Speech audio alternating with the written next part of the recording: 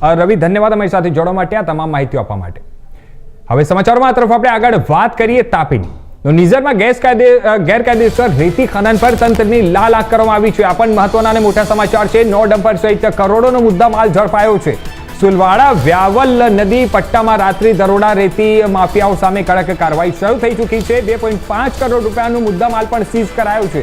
આ તાપીથી મોટા અને મહત્વના સમાચાર છે, જ્યાં નિઝર તાલુકામાં ભૂસ્તર વિભાગ અને એફએસ સુરતની ટીમની રાત્રિ દરમિયાન ગેરકાયદેસર જે લોકો રેતી ખનન કરી રહ્યા હતા તે લોકો ઉપર દરોડો પાડવામાં આવ્યો અને દરોડા પાડીને આ તમામ જે મુદ્દામાલ હતી ત્યાં એ પણ જપ્ત કરવામાં આવ્યો છે. આપણે કહી શકાય કે મહત્વના જે સમાચાર છે અને એક મોટી કાર્યવાહી તરીકે પણ આને જોઈ શકાય છે. નો ડમ્પર સહિત કરોડોનો મુદ્દામાલ ઝડપી પાડવામાં પોલીસને મોટી સફળતા મળી છે. સુલવાડા વ્યાવલ નદી પટ્ટામાં રેતી ખનન જે લોકો કરી રહ્યા હતા તે ભૂમાફિયા રેતી માફિયાઓ સામે તંત્રની લાલ આંખ સામે આવી છે. 2.5 કરોડનો મુદ્દામાલ એટલે કે 2.5 કરોડ રૂપિયાનો મુદ્દામાલ પણ હવે કબજે કરી લેવાયો છે.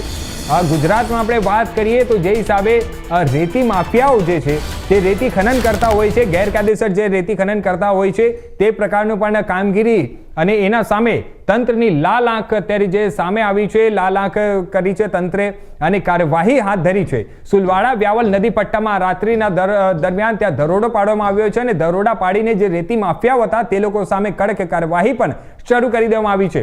તસવીરોમાં આપની સામે છે જે નો ડમ્પરો સહિત જે 2.5 કરોડ રૂપિયાનો મુદ્દામાલ પણ જપ્ત કરી લેવાયો છે. તો આ તાપીથી મહત્વના અને મોટા સમાચાર છે. તો નિઝરમાં ગેરકાયદેસર જે રેતી ખનન જે ચાલી રહી હતી તેના ઉપર દરોડો પાડવામાં આવ્યો. દરોડા દરમિયાન ત્યાં અત્યાર સુધી કોઈ પકડાયું છે કે નહીં તેની માહિતી સામે નથી આવી, પરંતુ એ જણાવી દઉં કે 2.5 કરોડ રૂપિયાની ત્યાં મુદ્દામાલ જપ્ત કરવામાં આવી છે. 2.5 કરોડ રૂપિયાનો ત્યાં જપ્ત થયું છે. નિઝર તાલુકામાં ભૂસ્તર વિભાગ અને એફએસ સુરતની ટીમની રાત્રિ દરમિયાન ગેરકાયદેસર રેતી ખનન કરતા અને રેતી કાઢતા ઈસમો પર લાલ આંખ કરવામાં આવી. નિઝરના સુલવાડા વ્યાવલ નદી પટ્ટા વિસ્તારમાં બિનઅધિકૃત રીતે જે રેતી ખનન અને વહન કરતા કુલ 9 ડમ્પર, 1 યાત્રિક નાવડી, 1 મશીન અને 1 ટ્રેક્ટર ઝડપી પાડવામાં આવ્યું છે. સ્થળ ઉપરથી 8 ખાલી ડમ્પર સીઝ કરી વાંકા ચેકપોસ્ટ ખાતે કસ્ટડીમાં રાખવામાં આવ્યા છે. ઝડપાયેલા મુદ્દામાલની અંદાજિત કુલ કિંમત આશરે 2.5 કરોડ રૂપિયા હોવાનું સામે આવ્યું છે.